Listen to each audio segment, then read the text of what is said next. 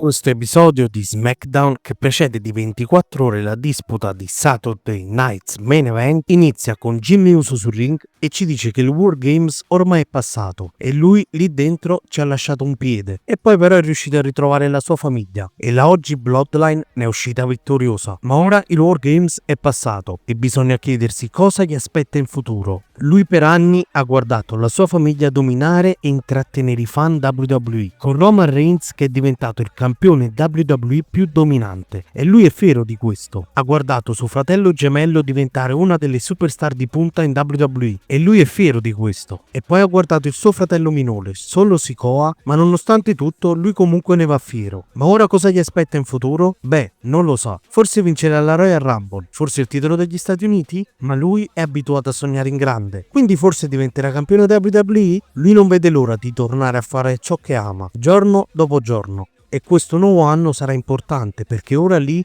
non c'è Roman Reigns, non c'è Wiseman, non c'è Sami Zayn e neanche Jey Uso.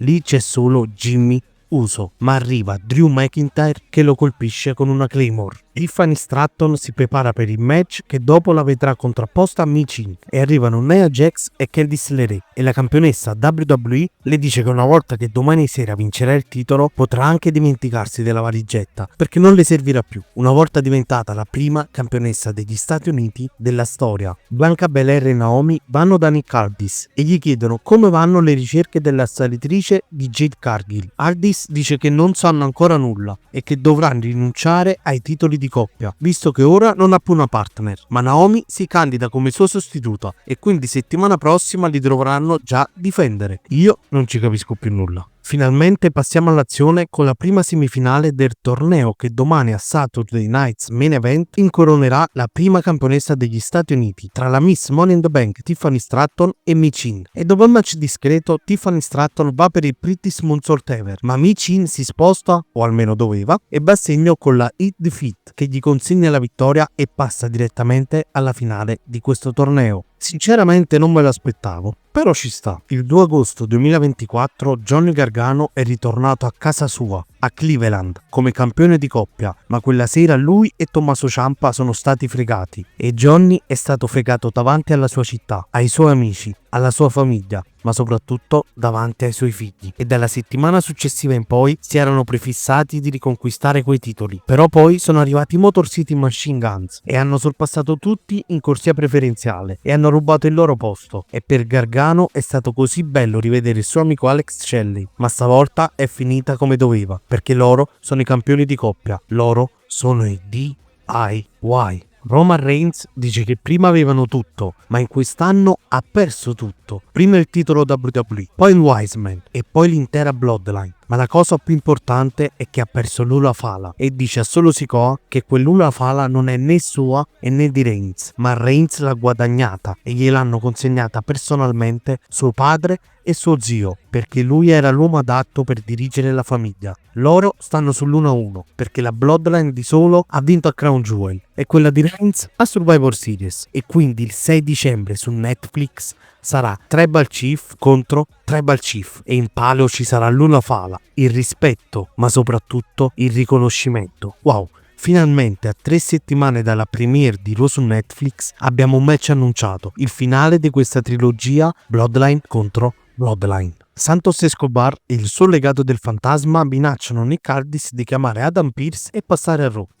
E poi il GM di SmackDown ridendo dà l'in bocca al lupo a Carmelo Hayes, che ora affronterà un avversario misterioso scelto proprio da lui. Ed ecco che una volta sul ring l'avversario misterioso si presenta ed è il One Big SOB, Braun Strowman. Anche se ci ha provato, ovviamente Ace è stato distrutto dal Monster Among Men in poco più di 2 minuti. Byron Saxton chiede a LA Knight cosa ne pensa di questo nuovo Tribal Chief che settimana scorsa lo ha attaccato, e la megastar risponde dicendo che per la sua intera carriera si è sempre concentrato sulle sue cose, senza entrare in altre che non gli interessavano. Infatti ha rifiutato di entrare nei War Games e invece ora l'hanno messo in mezzo a questa storia di famiglia, e a lui non interessa nulla né dell'Ula Fala e né della Bloodline. E ora è meglio che Solo Sikoa si prepari a prendere i pugni in faccia e i calci nel sedere. E ora torniamo sul ring dove troviamo proprio il nuovo Tribal Chief Solo Sikoa insieme a Jacob Fatu e Tama Tonga. Ma è il tempo di chiedere al pubblico di riconoscerlo. Ecco che arriva la megastar